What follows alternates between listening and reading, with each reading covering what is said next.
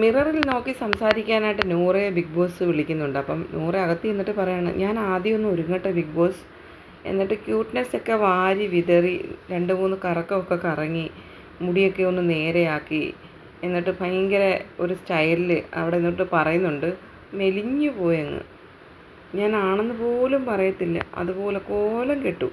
എന്നിട്ട് നൂറ മിററിൽ നോക്കി പറയുന്നത്, എന്നെ ഇഷ്ടപ്പെടുന്ന കുറേ മനുഷ്യരുണ്ട്, കുറേ മനുഷ്യന്മാരുണ്ട്, നീ ആരാണെന്ന് അറിയുന്ന, നിൻ്റെ മനസ്സറിയുന്ന, നീ എന്താണെന്ന് അറിയുന്ന കുറേ മനുഷ്യന്മാരുണ്ട് പുറത്ത്.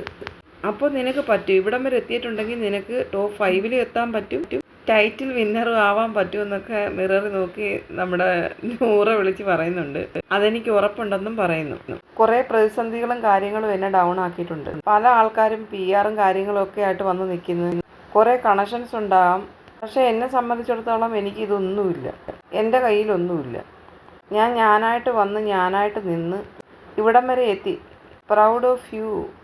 മിറർ നോക്കി പറയാണ്, ഒരു ചാൻസ് കിട്ടിയില്ല എന്ന് വിചാരിച്ചിട്ട് നീ ഒരിക്കലും ഡിസപ്പോയിൻറ്റഡ് ആവരുത്. എന്തോ വലിയ വലിയ കാര്യങ്ങൾ നിന്നെ കാത്തിരിക്കുന്നുണ്ട്.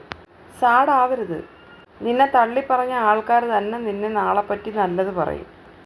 മനസ്സിലായോ? യു ആർ വെരി സ്ട്രോങ് എന്ന് പറഞ്ഞിട്ട് സ്വന്തമായിട്ട് തന്നെ ഇപ്പുറത്തെ ലെഫ്റ്റ് കയ്യിൽ അടിക്കുന്നുണ്ട്.